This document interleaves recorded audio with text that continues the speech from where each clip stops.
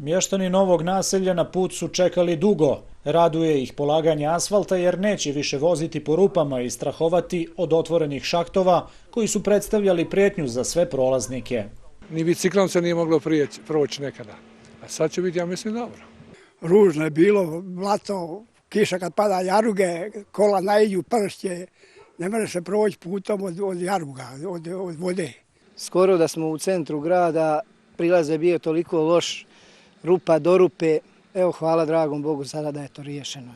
Izgradnja puta koštaće 250.000 maraka. Sredstva su zajednički obezbijedili građani i opština. Bar ove glavne ulice će biti asfaltirane, što će u svakom slučaju pridonijeti boljem i kvalitetnijem životu građana. Novo naselje nalazi se u neposrednoj blizini centra grada. Izgradnjom puta postaće jedna od uređenijih gradskih zona.